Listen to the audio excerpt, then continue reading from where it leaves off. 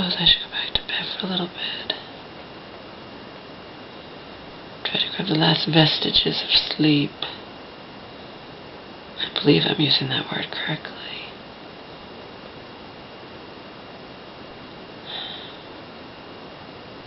Take a page from Omar's book.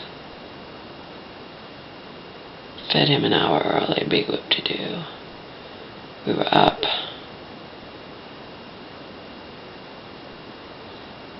We can't go to walking until it gets light out. It's not going to be light out for, I'm sure it's only like 5 now, if that. I've been creating these videos, but I've been using up these old batteries, so the videos haven't lasted very long. It's about 5. I'm going to get laid out for another hour and a half, 2 hours. I'll go back to bed.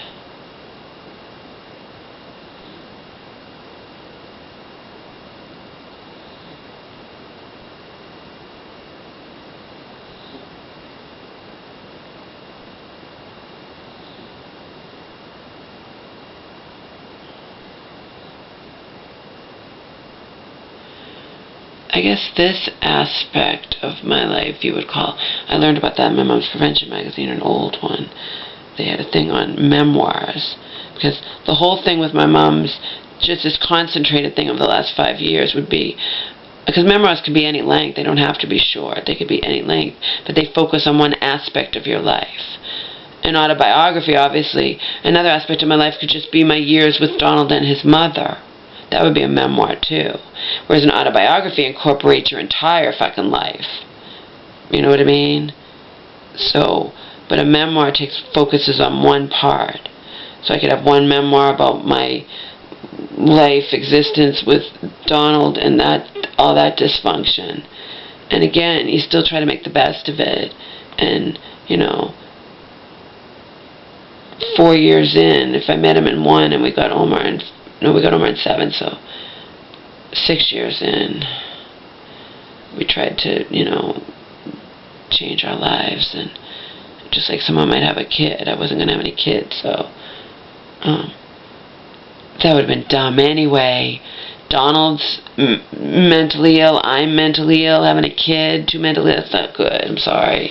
The chances of that kid coming out all fucked up are pretty high, and I don't want kids anyway.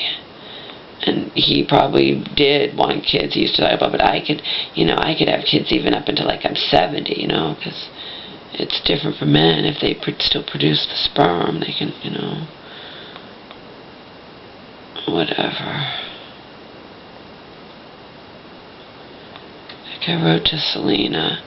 She's saying, oh, he's a bastard, and he's a mama's boy, and he took money from his mom and from you. Yeah, I know he's a fucking alcoholic raging, and etc., etc. A loser. Maybe he's not even alive anymore, but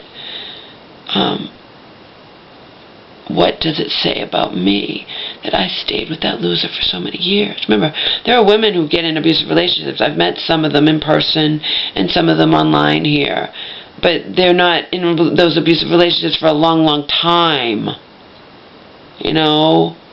Like a few months that's really bad, or a year, or whatnot. I mean, me and Donald, it was before he ended by nearly killing me and not caring, or killing me or worse, it was 7 years, 8 months. When you stay in an abusive relationship for that long, and you don't even have kids, although I did have the Omar, but what does that say about you? And Omar's not, I'm sure I probably would have stayed even if there was no Omar.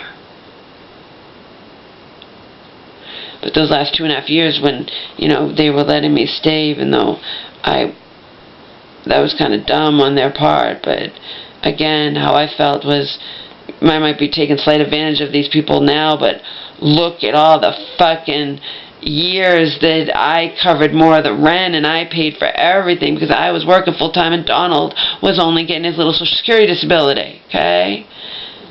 And occasionally if he decided to, he could have done that more often and made extra money. He was too lazy. He helped people, he fixed computers and whatnot. He was extremely smart in that area. His mom and I tried to encourage him, you don't have to do it full time and have a business, but you could at least do it more often and make yourself spending money, and we're thinking under our breath too, and not having, not expect us to cover more of the rent,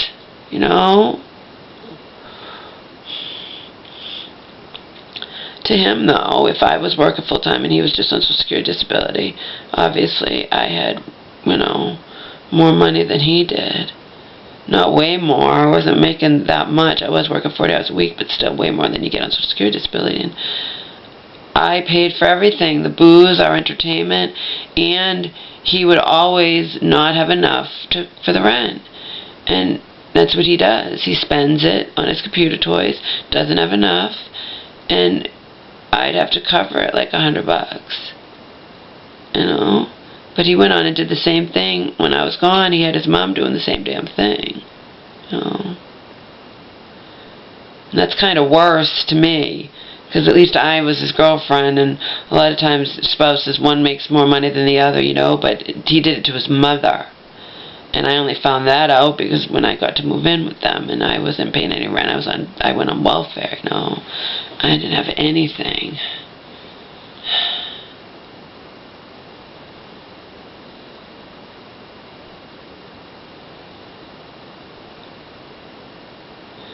But yeah, when they didn't have the little Omar for the buffer between their relationship, I'm telling you, I'd be really surprised if they're still living together now.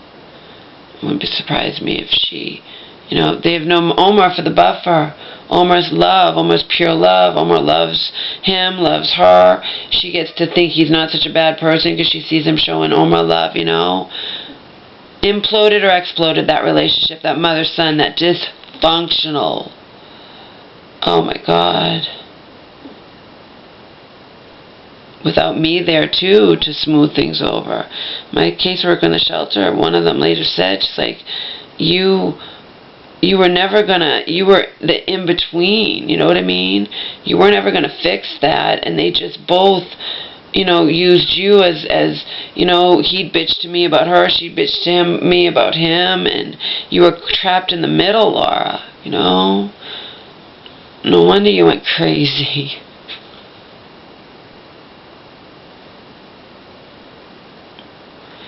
They had this volatile relationship, and you were like the middleman, but you are not a trained therapist, so you just would go nuts with all of that. And then again, they would bond and turn against me. And 99.9% of the time it was because of Omar. I was, Hope used to say if I got concerned about anything. Donald, you taped up your chair because it's all falling apart, and Omar's eating the tape. So what? And his mom, imagine if you had a kid, Laura. Imagine if you had a kid.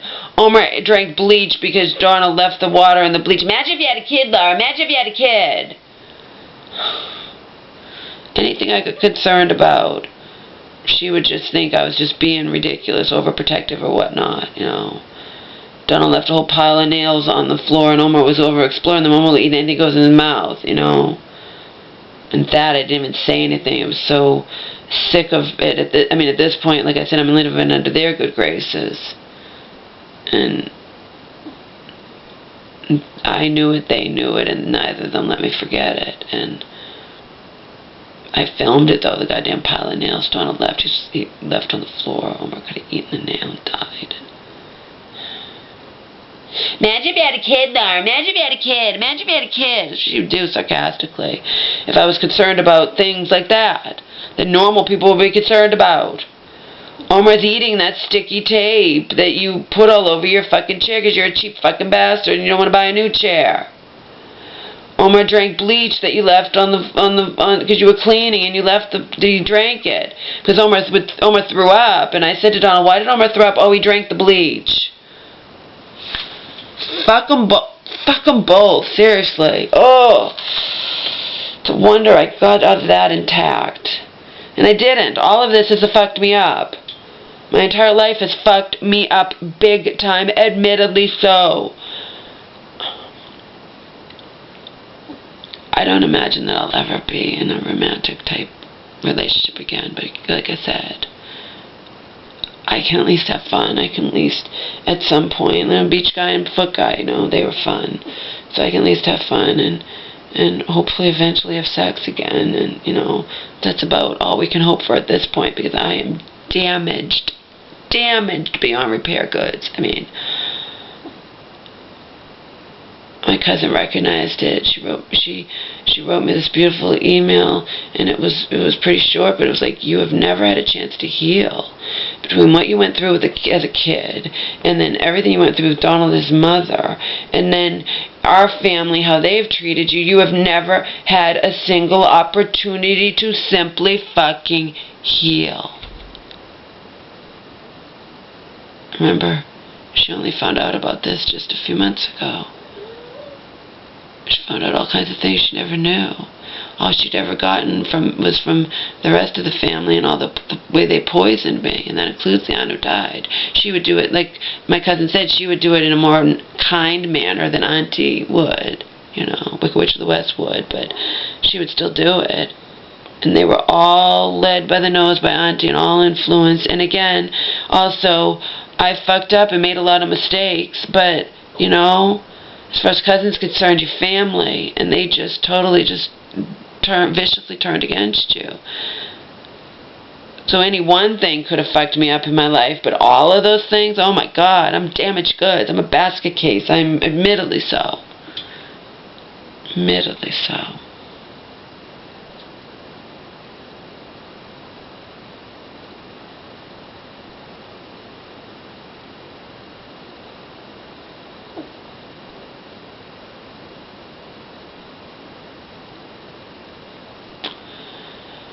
Oh, were it not so, but it is, 'tis so. Mama's one fucked up bitch, Omar. I was like, leave me alone, let me sleep, Mama. I ate, now I want to sleep. A couple hours we can go for walking and I'll take a shit and piss a million times.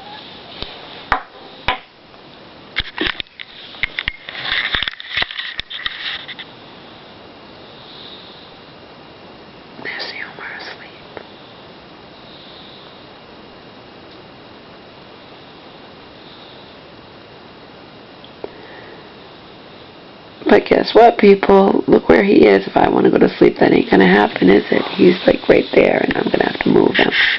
Fortunately for him, you know, he's not like us. You know, I can push him over, and he'll fall right back to sleep. You know. Anyway, see, this little battery's lasted 13 minutes.